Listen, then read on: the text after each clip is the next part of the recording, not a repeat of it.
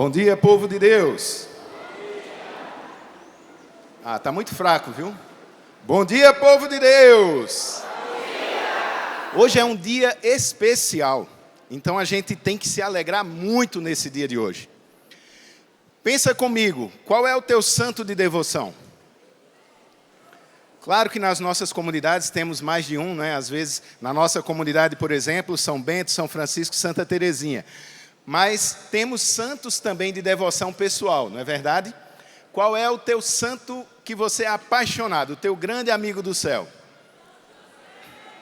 Já pensou na festa que está no céu hoje? Quem é que está no céu hoje? Está nosso Senhor Jesus Cristo, está a Trindade Santa, está a Virgem Maria, e está todos os santos e os anjos, e celebrando junto com toda a igreja a vida daqueles que foram testemunhas fiéis. Que maravilha, não é?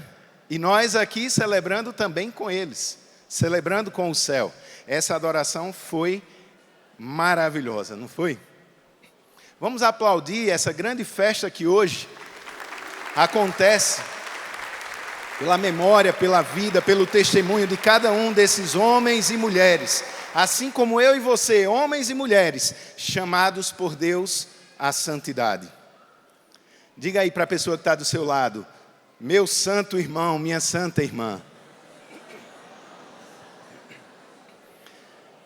Às vezes a gente tem até medo, né, que chamem a gente de santo, ou que a gente chame alguém de santo, né? Eu conheço esse irmão, é tão pecador, tão pecadora.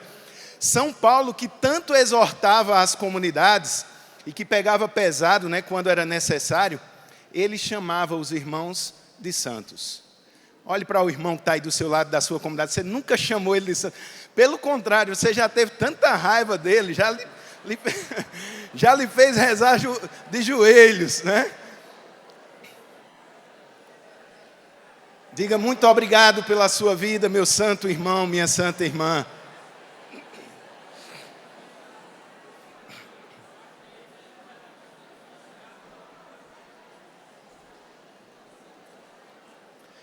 Meu irmão, minha irmã, esse congresso, onde Deus tem falado de uma forma especial para nós, sobre a virtude da esperança, e não vou me ater muito ao documento que o Santo Papa, né, nos enriqueceu, nos trouxe como um grande presente, porque isso não é nem assim uma obrigação. Isso é uma grande graça de Deus que nós devemos nos debruçar sobre ela. Porque os tempos difíceis que nós vivemos, eles querem roubar de nós a esperança. E se você já leu, se você já pegou o documento, já deu pelo menos uma folheada nele, você vai ver que ele restaura, ele renova em nós a esperança. Ele faz com que os nossos olhos saiam daquilo que nos impede de ter esperança. Porque a nossa esperança é uma esperança escatológica, a nossa esperança é uma esperança verdadeira, porque está fundamentada em Jesus. Sim ou não? O problema é quando nós começamos a olhar para a nossa vida cotidiana e a nutrir esperança em coisas que passam ou em objetivos que talvez não sejam concretizados, porque não passam de objetivos e de planos nossos. Aí a gente vai se frustrando, aí a gente vai se entristecendo, e a gente vai sufocando a esperança em nós. O tema que me foi proposto para essa pregação diz o seguinte: a perenidade do carisma para o futuro, sem desprezar o passado, nem descuidar do presente. Os nossos carismas, os carismas que Deus nos concedeu, eles precisam ser perpetuados. Eles precisam ser perenes. Eles não têm data de validade. A comunidade tal nasceu em tal ano e ela vai até o ano tal. Meu irmão, minha irmã, quando São João Paulo II diz que nós somos, não só nós, movimentos e as novas comunidades, são uma resposta providencial do Espírito para a igreja, Nós nos alegramos com isso, não foi? Sim ou não? Eu me lembro que quando eu refleti uma vez sobre isso, eu fiz uma pregação, inclusive, para algumas comunidades, e eu dizia assim: nós estamos escrevendo um capítulo da história da igreja. Já pensou? Porque nos primeiros encontros que eu participava de novas comunidades, principalmente quando se tratava de fazer uma leitura histórica, se falava desde a origem da vida consagrada até os dias atuais, para nos colocar dentro dessa linha do tempo que narra a história da vida consagrada, da vida religiosa, da vida da igreja. E eu dizia assim: daqui a 50 anos, 100 anos, as pessoas, quando forem falar sobre a história da igreja, elas vão incluir, como incluíram as virgens, os mendicantes e etc., vão incluir a existência das novas comunidades. Olha que coisa tão grande, que riqueza para nós. Saber que nós fomos chamados por Deus a fazer parte dessa história, da história da igreja de Jesus. Diga isso para a pessoa que está do seu lado: meu irmão, minha irmã, nós estamos fazendo parte dessa história, escrevendo, o Espírito escreve através de nós um capítulo dessa história da igreja. E só para eu compreender um pouco a realidade das comunidades aqui, quais as comunidades aqui que estão ainda com menos de 10 anos de existência? Levanta a mão. Quem está caminhando para 10 anos? Quem está entre 10 e 20? Quem está entre 20 e 30 anos? Quem está acima de 30? Eita maravilha! Olha, eu sou fundador da comunidade Restauração, lá de Caruaru, e esse ano nós estamos comemorando 25 anos de fundação. São 25 anos, jubileu de prata, estamos em festa. Mas durante todo esse ano eu tenho refletido muito sobre a nossa vida, a nossa história, e também sobre tudo aquilo que diz respeito a esse tempo das comunidades. Porque quando nós começamos, quando Deus me chamou a fundar a comunidade Restauração, eu tinha apenas 22 anos e ainda tinha cabelos. E eu com 22 anos, talvez até algumas pessoas, como um amigo nosso, esses dias uma irmã da comunidade, uma missionária consagrada da comunidade, foi num podcast lá da nossa região, e o irmão lá do podcast disse assim: olha, quando vocês começaram, eu olhava assim e dizia: isso não vai dar para frente não. É um menino, tudo com 20 anos, 22 anos, 23 anos, como é que esse negócio vai dar certo, rapaz? E mais do que o que ele pensava, porque éramos muito jovens, inclusive o nosso bispo, na época, que nem era simpático com as comunidades, ele olhou assim e disse assim: mas vocês são muito jovens, como é que vocês vão viver? E eu confesso para vocês, meus irmãos, que eu não tinha a mínima ideia. Eu não sabia o que era que Deus estava querendo.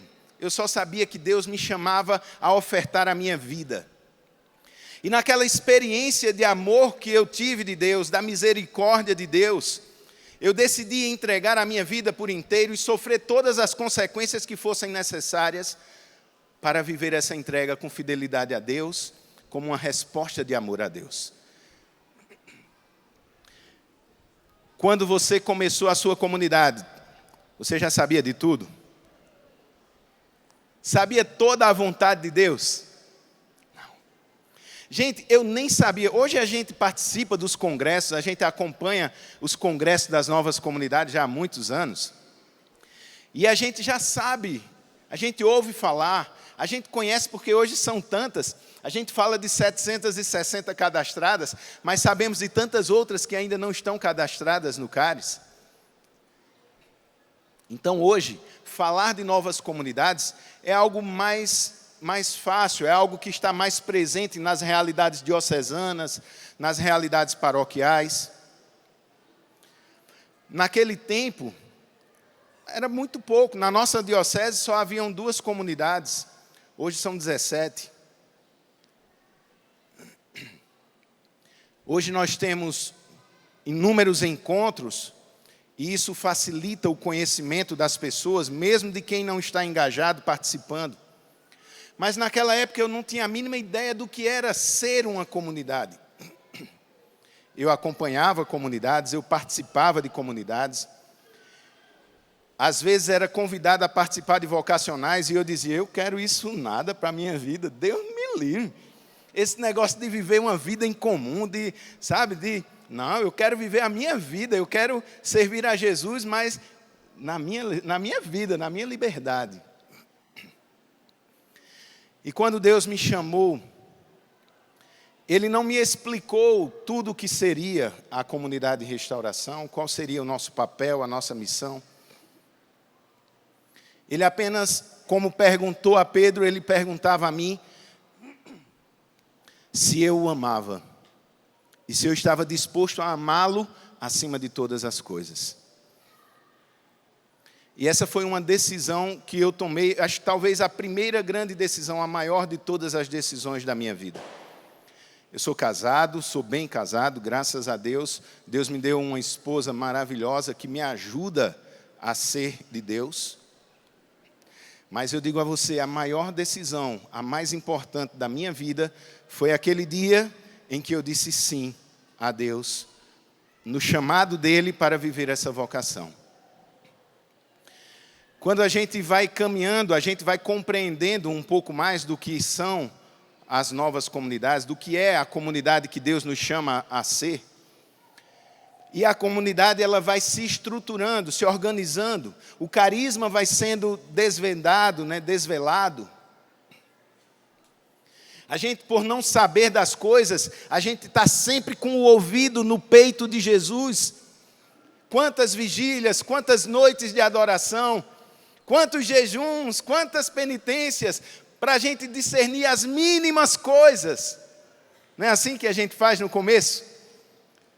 O medo de errar, o medo de tomar um caminho que não seja aquele que é a vontade do Senhor. É assim ou não é? E isso vai tecendo, como uma criança que tem a sua personalidade formada ali nos primeiros anos de vida, o Senhor vai desvelando, vai desvendando o carisma ali nessa fase. E a gente, claro, não tem o conhecimento, o entendimento ainda, mas a gente vai assumindo aquilo que é a proposta do Espírito para a nossa comunidade. E é um tempo muito rico, não é? É ou não é? Só que a gente não pode ficar no saudosismo. Ah, no começo era muito bom. No começo a gente quase não tinha problemas. Gente, eu lembro quando eu me deparei com a primeira conta de luz da nossa casa. Gente, nós tínhamos ganho a casa, né? Não importa agora como, mas ganhamos a casa da comunidade. E começamos numa casa própria. Quem aqui começou com casa própria? Levanta a mão para eu ver. Mas vejam, quando chegou a conta de telefone, não foi nem a de luz, foi a de telefone. Eu tinha uma boa profissão, tinha deixado tudo para viver como comunidade de vida. E eu lembro que quando eu vi aquele papel, eu olhei e eu disse, e agora? Como é que a gente vai pagar? Né? Um mês de comunidade já caiu a ficha. Espera aí, tem conta para pagar nessa história. Mas era tão pouca aquela conta. Né? Depois vieram outros desafios e tantos outros como temos hoje. Tantos desafios. Mas a gente vai vendo, né, a providência de Deus. A gente vai vendo os milagres de Deus. E nesse tempo que a gente vai percorrendo, quantas coisas maravilhosas a gente vai se tornando testemunha. Quantos momentos em que rezamos por pessoas, como tivemos a oportunidade de rezar por pessoas em câncer terminal, com expectativa de menos de um mês de vida, e a pessoa ser curada. Como nós nos deparávamos temos uma propriedade, adquirimos com a partilha de bens dos irmãos, uma grande propriedade na nossa cidade, mas na hora daquele cheque, daquela parcela, como era que a gente ia pagar se não tinha nada? E naquele dia, Deus fazia o milagre acontecer. Meus irmãos, nós testemunhamos os milagres de Deus no percorrer das nossas vidas, das mais diversas formas. Sim ou não? Mas nós não podemos ficar parados no tempo. Um dia um irmão chegou para mim, do começo da comunidade, e ele dizia assim: era tão bom no começo que a gente era pouquinhos, a gente tinha mais intimidade um com o outro, né? E eu dizia para ele: o problema então não está em ser pouco ou em sermos muitos, está em como nós estamos vivendo. Como nós estamos vivendo. Porque gerar comunhão, abrir a vida para o outro, não significa que nós precisamos ser poucos. Se Deus quiser que sejamos poucos, louvado seja Deus. Mas se Deus vai nos confiando outras vocações, nós temos que estar abertos a isso, mas sem perder a graça daquilo que somos. Comunidades, vida fraterna, vida de oração, apostolado, serviço. Não podemos perder essa graça. E a vida partilhada é talvez um dos maiores tesouros da vida comunitária, da vida de uma nova comunidade. Ah, Hudson, mas nós somos comunidade de aliança. E aí, qual o problema? Qual o problema? Somos uma mesma comunidade, independente de se somos vida ou aliança. Somos um mesmo povo e trazemos um mesmo carisma, uma mesma graça que visa a nossa santificação. E é juntos, né? Como dizia Padre Jonas, né, Monsenhor Jonas, se gastando um no outro, que a gente vai ser santo, que a gente vai alcançar a santidade. Eu digo sempre para os membros da minha comunidade: se eu não fosse comunidade, eu não seria jamais santo. Eu não seria jamais fiel. Porque a vida dos meus filhos espirituais, irmãos de comunidade, faz com que a graça de Deus se atualize a cada instante na minha vida. Meu irmão, minha irmã, tenho certeza que você tem histórias maravilhosas da tua comunidade. Aqueles milagres, aqueles sinais que Deus deu e que marcaram a história da tua comunidade. Sim ou não? Aplaude a Deus por isso. Porque no teu carisma, porque na tua vocação tem sinais, tem marcas de Deus que caminha contigo, que está presente todos os instantes. Como eu disse, eu não tinha a mínima ideia do que era ser uma comunidade. Hoje a gente procura organizar juridicamente, canonicamente, a gente procura. Esse ano tivemos a ordenação do nosso primeiro padre, membro da comunidade de vida. E aí, quantas coisas a gente passa a ter que aprender, né? A realidade de um sacerdote dentro da comunidade, aquilo que é esse diálogo, essa comunhão com a igreja. Quantas coisas passam a ser diferentes.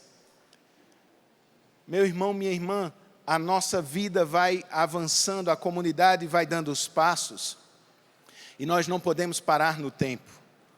Não digo esquecer do passado, mesmo as coisas que foram difíceis, porque elas nos ensinaram. Nos ensinaram. Ensinaram a colocar a confiança no Senhor. Ensinaram a viver a esperança do cotidiano, cada dia, renovando a nossa fé. Nos ensinaram que nós sozinhos nada podemos fazer, que o Senhor caminha conosco. Mas, quando eu olho para o passado, eu não posso ficar parado naquilo que passou. Faz parte, por exemplo, da nossa história, né? No caminho de discernimento vocacional, quando a gente vai apresentar a comunidade para os vocacionados. e a gente narra, não sei vocês, né, mas lá na comunidade a gente narra um pouco da nossa história, aquilo que nós vivemos, o início de tudo, né, os passos que fomos dando na construção da comunidade, daquilo que é a comunidade hoje. Os irmãos que fizeram parte. Ontem, quando fui ao túmulo de Monsenhor Jonas, eu rezava, além de pessoas da minha família, de membros da comunidade de restauração que já estão na glória de Deus. Mas tudo isso deve fazer parte num contexto realmente de nós olharmos para o Senhor e enxergarmos que Ele caminha conosco, de que Ele está presente, de que a nossa fé não é vã, porque a cada instante nós presenciamos os milagres de Deus, a graça de Deus. Nós vemos os testemunhos de conversão dos irmãos. Ontem, durante a Santa Missa, quantos testemunhos, de quantas obras, de quantas ações, de quantas pessoas que tiveram a sua vida alcançada. E nós sabemos muito, talvez não de todos, não é? Porque muitas coisas acontecem fora dos nossos olhos. No nosso caso, nós temos missões em alguns estados do Brasil. Não dá para a gente ver tudo o que está acontecendo em cada missão. Mas quantas graças os irmãos vão testemunhando. E isso deve realmente nos impulsionar a renovar a nossa fé, a renovar a nossa esperança, a acender em nós a chama do Espírito Santo, manter acesa essa chama. Porque com o passar dos anos, com a repetição de situações e de lutas e de batalhas, nós corremos um grande risco de esfriamento. Vejam que, pelo que nós olhamos aqui, quando eu perguntei o tempo das comunidades, e é uma impressão que eu tenho, tivemos as primeiras, né, a nível mundial, como a Canção Nova, que já passou dos 40 anos, né? Nós temos um segundo grupo que está ali entre 30 e 40 anos, e um terceiro grupo de 20 a 30 anos, que eu penso hoje ser talvez o maior na igreja do Brasil. E é surpreendente como, assim como na nossa vida humana, cotidiana, essas etapas da vida de comunidade, elas vão mudando. As fases vão mudando. E os problemas também. As realidades, os desafios também.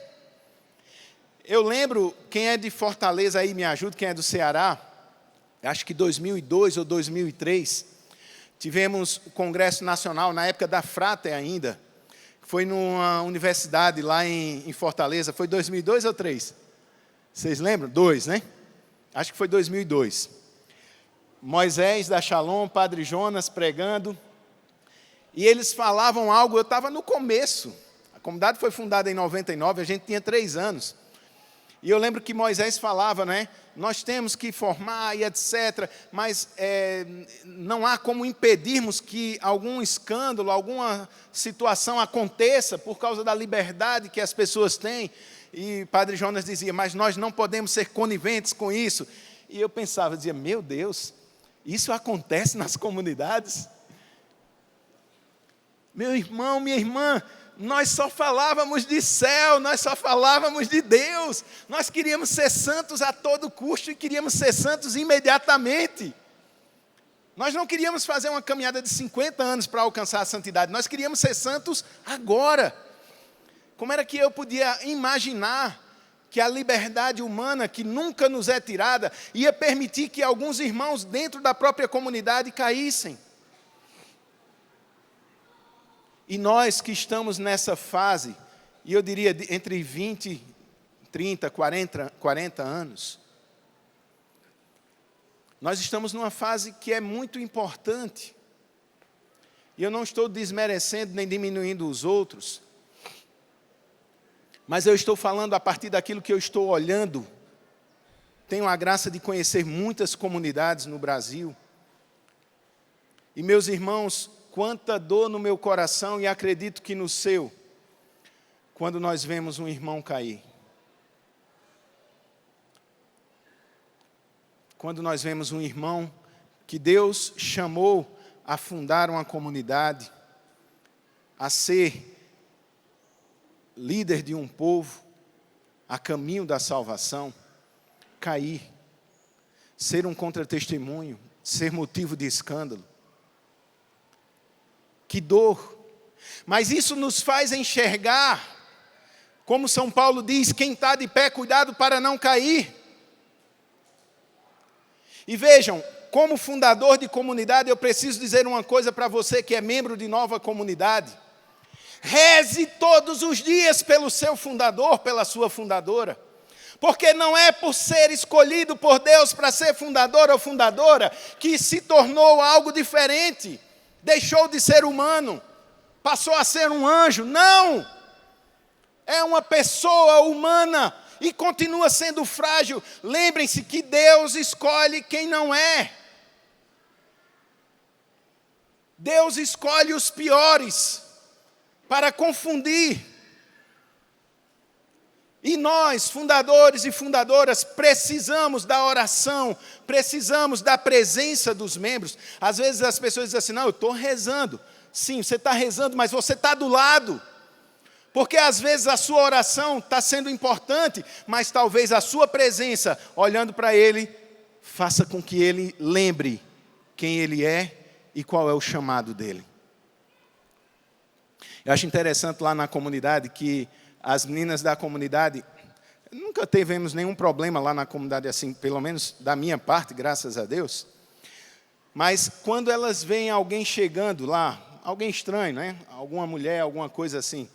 E às vezes chegam aquelas pessoas, né? Que parece que vem do bloco de carnaval, né? Da escola de samba. Vem caracterizado para matar, né? As meninas já chegam perto, já ficam assim do lado, né? Como quem diz assim, o que é que quer aqui com o meu fundador? Eu fico rindo, né? Mas eu louvo a Deus, por quê? Porque eu sou um homem de carne. E como homem, sou homem. E bendito seja Deus por cada vez que essas meninas, essas mulheres, ou as minhas filhas, eu tenho 2 filhas, uma das minhas filhas tem um ciúme de mim, que é, meu Deus do céu. Quando a gente vai comprar uma roupa, se a mulher que estiver atendendo disser, essa camisa ficou bonita, ela já fica olhando assim, ei, rapaz, está dizendo que meu pai está bonito? Mas cuidem daqueles que são portadores dessa graça. Mas cuidem em todos os sentidos. Às vezes o fundador está doente dentro da comunidade e a comunidade fica toda piedosa. Nossa, como ele suporta tão bem as enfermidades. E o que é que você está fazendo para sanar essa enfermidade? O que é que você, enquanto comunidade, está fazendo? Não, vamos deixar ele se purificar no sofrimento. Ótimo. Muito bem. Muito bem. Ontem eu vi uma frase de um padre no Instagram, que ele dizia assim, você não tem tempo de rezar pelas almas do purgatório, né? Lembre-se que amanhã vai ser você que vai estar lá. Meu irmão, minha irmã, se o fundador, a fundadora da tua comunidade é chamado por Deus a ser portador dessa graça, cuida como um tesouro, protege, cerca, reza, esteja em comunhão. Se ele estiver errado, corrija, mas corrija com amor. Porque deixa eu dizer uma coisa para você. Claro, tem quedas que são escândalos e que, infelizmente, não tem o que fazer a não ser sair, se afastar da comunidade. E eu digo para você, os que eu conheço que passaram por isso, que sofrimento quando a razão volta a dominar. Que sofrimento. É como um purgatório na terra. Como um purgatório na terra. Mas eu digo para você, meu irmão, minha irmã, se o teu fundador, a tua fundadora errar, ajuda ele a consertar. Não queira se livrar do fundador da tua comunidade, não, porque foi Deus quem o escolheu, e você não é mais do que Deus para dizer quem deve ou quem não deve. Coloquemo-nos no nosso lugar. Se um fundador não pode dizer para Deus como deve ser a comunidade, mas deve obedecer a Deus e viver a inspiração de Deus na fidelidade, na obediência, na comunhão do Espírito, assim os membros devem também, muito mais, viver e se submeter. Cuidar desse tempo presente. Meus irmãos, nós vimos aí o cenário político do nosso país gerar tanta ansiedade em tantas pessoas, tanta angústia. Terminou a eleição, tinha irmão que mandava mensagem: Maranatá, Jesus tem que voltar. Meu irmão, Jesus tem que voltar, sim. Sim. Mas se Ele não voltou, Ele está nos dando a oportunidade de nos convertermos, de nos santificarmos, de levarmos o Evangelho a quem ainda não ouviu. E nós não podemos ficar pensando: vou me livrar dos problemas, vem logo Jesus, para que eu não tenha que enfrentar a espada. Paulo começa ali, longe de Roma, mas vai em direção a Roma. Vai em direção ao problema.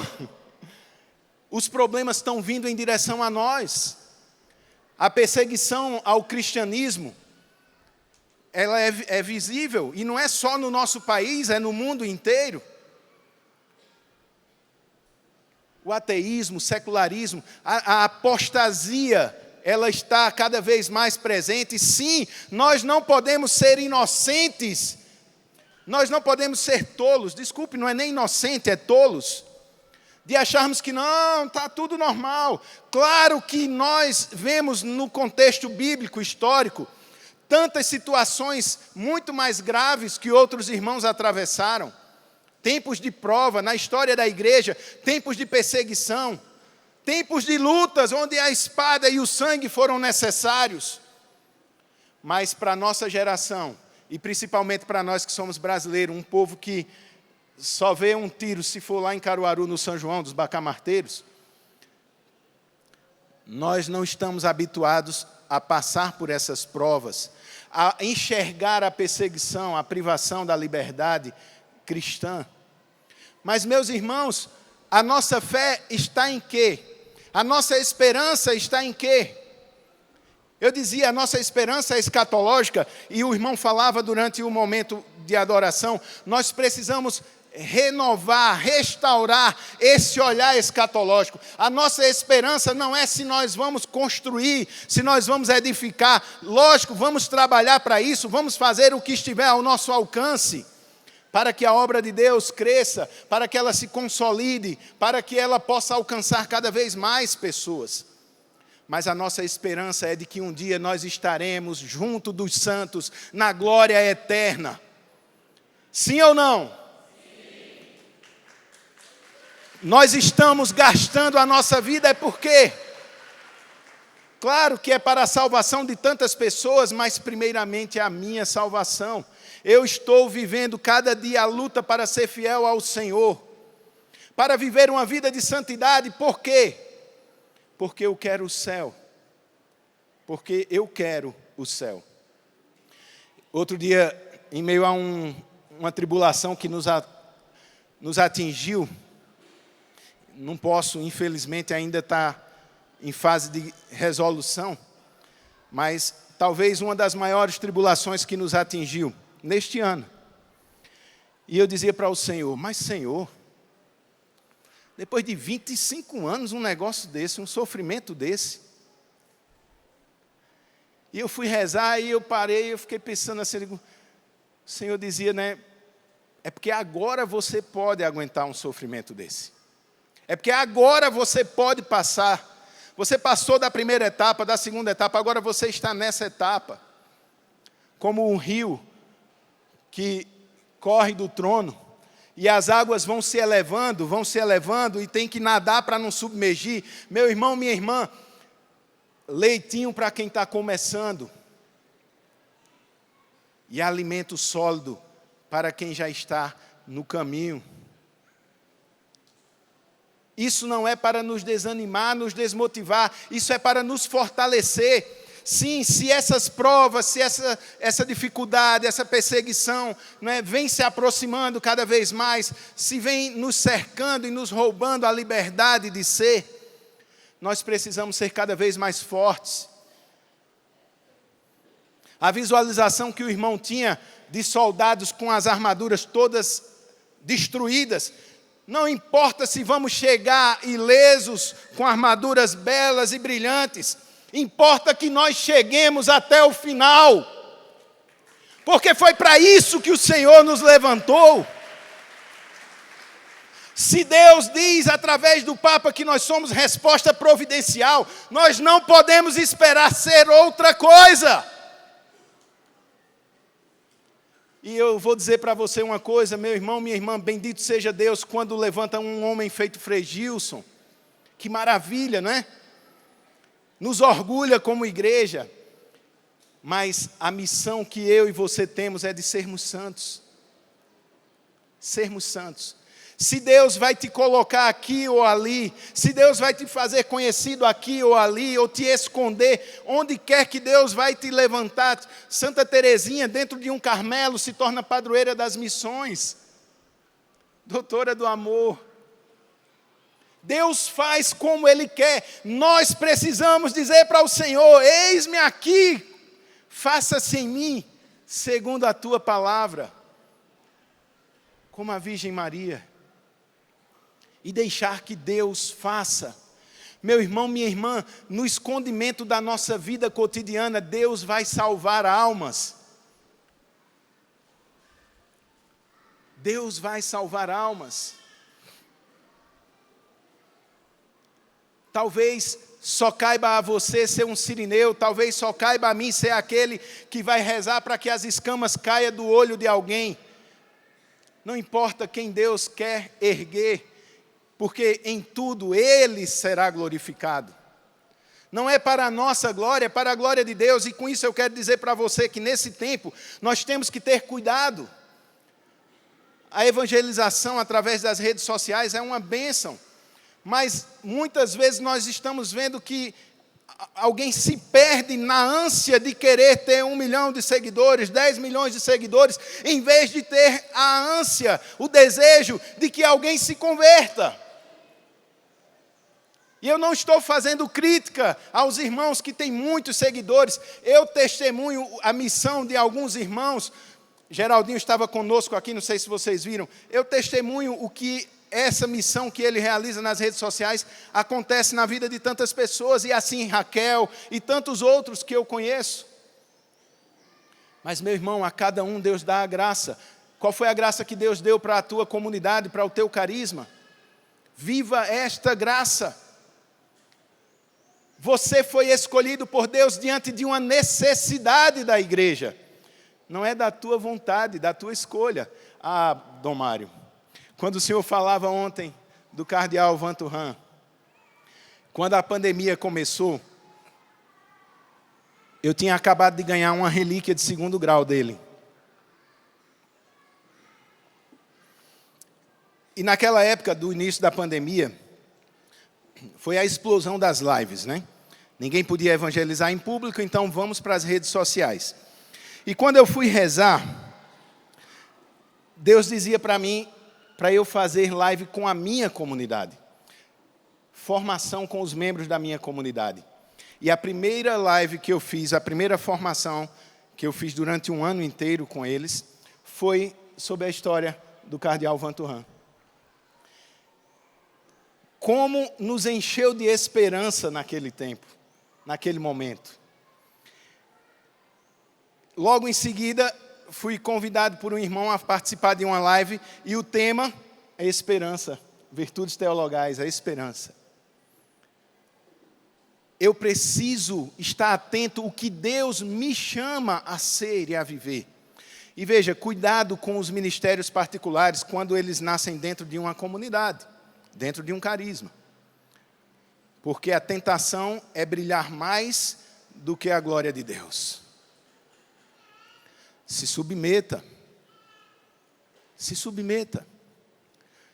Porque não adianta de nada você se tornar o mais famoso, a mais famosa, e você romper a comunhão com o carisma que vai te levar para o céu. Preste atenção. Vamos fazer uso das redes sociais de forma salvífica e não de forma a perdermos a nossa salvação.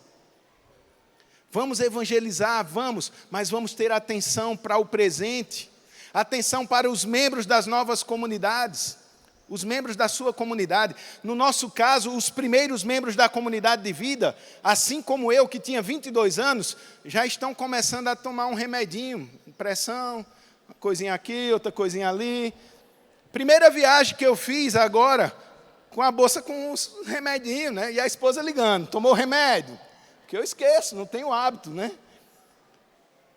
A idade chega. E como é que vai ser o envelhecimento dos membros da sua comunidade, se você é comunidade de vida? Cada um se vira, a providência de Deus vai tomar conta. É? E quando tiver que fazer uma cirurgia? No nosso caso, nós temos casais também na comunidade de vida. E a gente espera sempre que tudo dê certo. Mas teve uma quase sofreu agora, quase morre no parto. E ainda ficou com depressão pós-parto. A sua comunidade está pronta para lidar com isso? Não está, mas vá se preparando, porque vai acontecer dentro da comunidade. E aqueles que estão doando a vida, que estão ofertando a vida, não podem ser tratados de qualquer forma. Fica aí num cantinho, como um peso de porta, né? Você não serve mais para evangelização, não. A nossa comunidade, ela precisa crescer, mas ela precisa crescer de verdade, não inchar. Nós temos belas estruturas, mas e o cuidado com os irmãos, com os membros? Gente, eu sei que é difícil, principalmente para quem está no começo. A gente escolhe se a gente paga a conta de luz ou se a gente compra carne para o almoço. É assim ou não é? A gente escolhe se constrói ou se ajuda alguma coisa da necessidade pessoal de alguém dentro da comunidade. É ou não é? É. Comunidade só muda o endereço e as características, né? Mas os problemas são muito semelhantes, as dificuldades são muito semelhantes. Meu irmão, minha irmã, nós estamos vivendo um tempo que, ao mesmo tempo que é desafiador, é maravilhoso. Ítalo falava sobre São João Paulo II, não é? Comunidades, primavera da igreja. Durante a adoração, acho que Tásia falou sobre o documento de Aparecida, um dos irmãos falou, não é? E eu lembrava, no documento de Aparecida, é o primeiro documento oficial do magistério da Igreja Universal, em que as comunidades estão citadas. Oficialmente, as comunidades passam a integrar ali no documento oficial da Igreja, maio de 2007, Papa Bento XVI. Vejam, nós estamos vivendo esse tempo do Papa Francisco, que fez encontros e disse para os padres, promovam o seminário de vida. Gente, seminário de vida para nós significa o quê? Batismo no Espírito Santo. Nós temos um Papa que está dizendo para nós, vão, evangelizem, tenham esperança, não percam a esperança, não percam a esperança. Ou seja, nós estamos com todas as ferramentas, mas muitos de nós estão frios, porque, eu me decepcionei demais. Muitos irmãos deixaram a comunidade, e realmente, como dói, né? Aquela pessoa que era formador, deixou a comunidade, ensinou tantos, mas não aprendeu.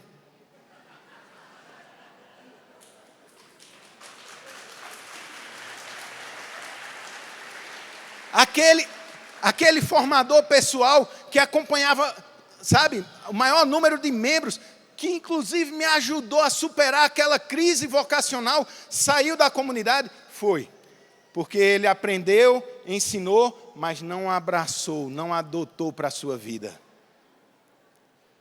Meu irmão, minha irmã, mais do que fazer, ser. Diga isso para a pessoa que está do seu lado, mais do que fazer, nós precisamos ser.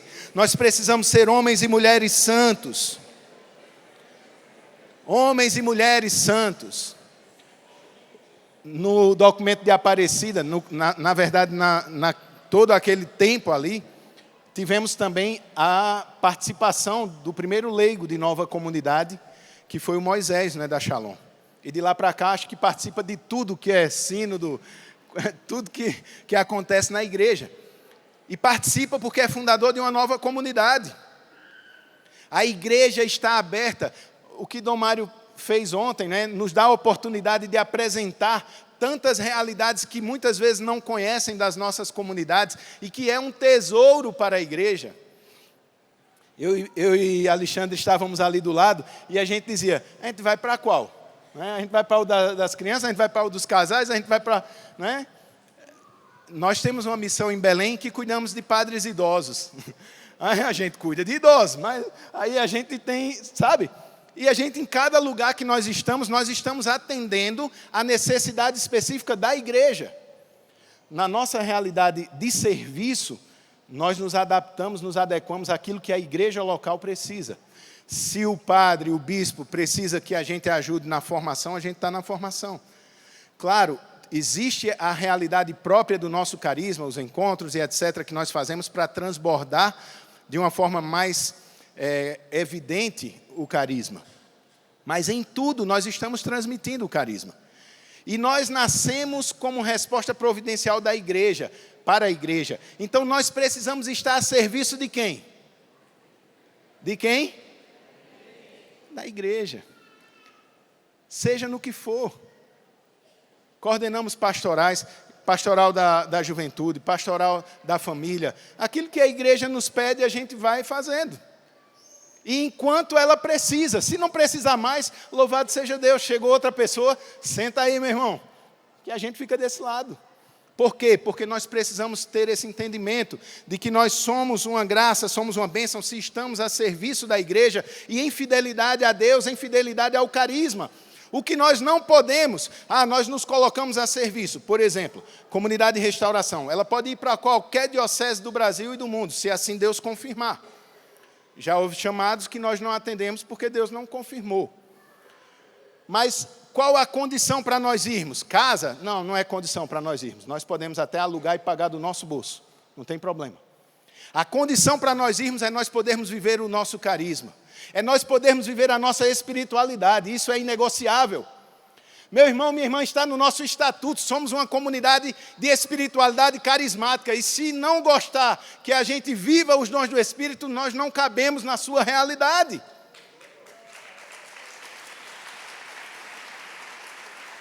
Outro dia um irmão perguntava para mim, mas olha, o Instituto Resde, o Frei Gilson, os mensageiros do Espírito Santo, né, eles são carismáticos, porque eles rezam em línguas e tal, mas eles são, meu irmão, deixa eles serem o que o Espírito está suscitando. Louvado seja Deus, porque até na hora do texto lá, o Frei Gilson ora em línguas. Bendito seja Deus pela oração de cura e libertação, que vai fazendo cada vez mais aquilo que eu entendo como desejo do Santo Padre. Leva o batismo no Espírito Santo, dizia o Monsenhor Jonas, mas o Papa dizia, leve o seminário de vida. Encontramos resistência? Sim. Marcelo e Paula ontem compartilhavam comigo da Santos Anjos, que foram numa missão, numa região bem difícil lá do Rio. E o padre disse, olha, aqui não pode os dons, viu? Mas como? E lá na capela foram e rezaram e oraram em línguas, não sei o quê. E quando foi depois, no último dia, último momento, o padre estava presente lá, sem eles perceberem. Quando eles olharam, estava o padre. Foi batizado no Espírito Santo lá na evangelização. Nós cremos ou não cremos no batismo no Espírito Santo? Sim ou não? Sim. Então nós não podemos parar. As dificuldades que se levantam, muitas vezes querem fazer com que a gente olhe e diga, não vai ter jeito. Não adianta. Um dia eu me parei pensando, sabe? Eu disse, meu Deus, tantos projetos, tantos planos que eu tenho para a comunidade, que eu tenho rezado, que Deus tem suscitado. Mas como que a gente vai viver tudo isso? O cenário que se apresenta é tão difícil. O cenário que está se colocando aí, né, a gente fazendo plano de construção, mas como que a gente vai construir daqui a pouco? Vai ser feita a Europa, que as igrejas estão sendo vendidas, estão sendo, se tornando outras coisas. Para que a gente fazer tudo isso? E aí eu olhei para o meu bispo. Eu olhei para o meu bispo e vi que ele sabe, ele tem a compreensão, ele enxerga talvez muito mais do que eu os desafios, os problemas, mas ele continua vivendo cada dia como se esse dia fosse o único dia. E é assim que nós temos que ter um olhar de fé e de esperança. Sim, vamos fazer os planos, cabe a Deus realizá-los. Mas uma pessoa que não tem planos, não tem projetos de vida, vive para quê? Às vezes a gente quer que na comunidade de vida ninguém faça nenhum projeto. Gente, seja uma faculdade, seja casar, seja uma casa, sei lá o que mais. Gente, nós não podemos extrair do ser humano essa condição natural de perspectivas, de sonhos, de projetos. O que nós precisamos é submetê-los a Deus. Mas um povo que não sonha é um povo que não caminha. Não caminha. Se Deus vai permitir realizarmos todos os sonhos e projetos, aí está com Deus. Aí vem aquela realidade da pobreza espiritual que nós devemos ter. Porque muitas vezes a gente confunde com a pobreza de ter que comer o pão com manteiga sem ter mais nada, porque senão nós já estamos saindo da pobreza. Nós temos que respeitar sim a condição dos pobres, daqueles que têm muito menos ou nada. Mas meu irmão, minha irmã, você não pode se sentir pecador ou quem está ferindo, ofendendo a existência dos outros irmãos, porque você teve uma graça de Deus, uma oportunidade de Deus de estar num banquete. O próprio Jesus dizia para os apóstolos, quando entrarem naquela casa, comei daquilo que vos derem. E se o dono da casa quiser fazer um banquete para você? Não, porque eu sou comunidade de vida, e comunidade de vida tem que ser pobre, e não pode sequer se dar o luxo de comer uma fatia de picanha. Olha a picanha aí, gente. Meu irmão, minha irmã, não é o patrimônio que uma comunidade tem que vai fazer com que ela vá para o céu ou deixe de ir para o céu. Você não tem que ter a Kombizinha 77 surrada e esculhambada para dizer que você é pobre. Você tem que ter a liberdade que Jó apresenta. Deus deu, Deus tirou, bendito seja Deus. Ah, você está nesse carrão hoje, amanhã você está de pé. Eu sou o mesmo. Porque não é o carro, porque não é a casa, porque não são as estruturas, é a nossa vida que vai contar, é o nosso testemunho de santidade, um povo que é feliz porque tem esperança, e a nossa esperança é Jesus. Se tivermos que passar pelas penúrias, como diz São Paulo, maravilha, vamos passar, vamos perder até uns quilozinhos, né? Maravilha. Mas não nos prendamos nisso, porque isso não é característica nem de humildade, nem de pobreza. Sejamos livres para viver aquilo que Deus quer. Façamos planos, façamos projetos, mas submetamos a Deus. E se Deus permitir realizar, se Deus permitir que a tua capela seja linda, que seja. Eu vi agora a inauguração da Igreja do Ressuscitado, da Shalom. Eu estive lá quando ainda estava, tive 2 vezes, né? Mas uma das vezes estava no começo da construção. Meu irmão, minha irmã, que coisa linda! Eu imagino a alegria de quem é Shalom em ver, depois de tantos anos, aquela igreja construída. Quando nós olhamos essa estrutura toda da Canção Nova, que maravilha! Nós não podemos nos sentir culpados se Deus permitir que as nossas estruturas sejam belas, sejam bem feitas. Mas isso não pode ser uma condição, tá? Eu vou evangelizar quando nós tivermos o melhor som e a melhor câmera. Não. A gente faz o que a gente pode, do jeito que a gente pode, nesse tempo. Não olhemos para o futuro com pessimismo. Não vou fazer mais nada, porque o que é que adianta, Ítalo, fazer tanta coisa? Construirmos tudo isso agora, né? Toda essa estrutura do CARES que chegou agora nos regionais. Se daqui a pouco a gente não vai poder mais evangelizar, não vai poder mais falar de Jesus. Espera aí, meu irmão. Ô profeta do Apocalipse, calma aí. Quem é o Senhor? Quem é que dá a última palavra nas nossas vidas? Quem é a nossa esperança? Quem é que reina? Se nós formos impedidos, louvado seja Deus. Maranatá. Mas enquanto não formos, e nós devemos insistir oportuna e inoportunamente, evangelizar de todos os jeitos, evangelizar de todas as formas. Meu irmão, minha irmã, não paremos em momento algum. O futuro, esse futuro próximo, esse futuro mais distante, ele está sendo construído, não se engane, a partir do agora.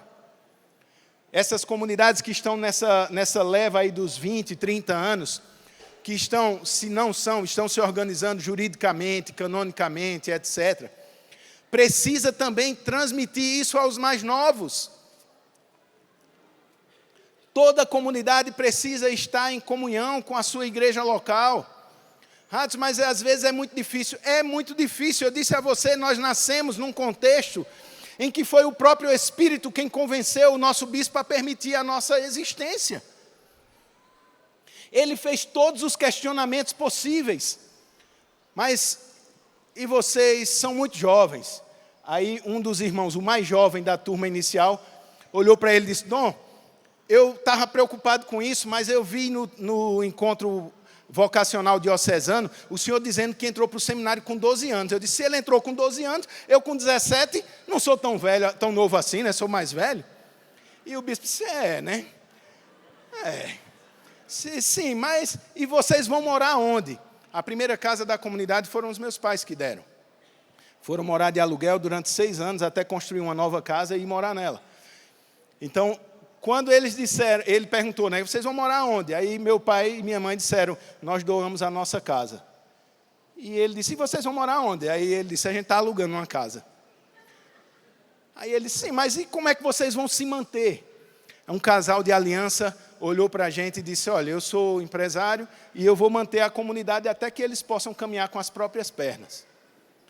Aí ele olhou para mim e disse, e o que é que vocês querem? Eu disse, a sua bênção. E ele disse, então eu abençoo, em nome do Pai, do Filho e do Espírito Santo.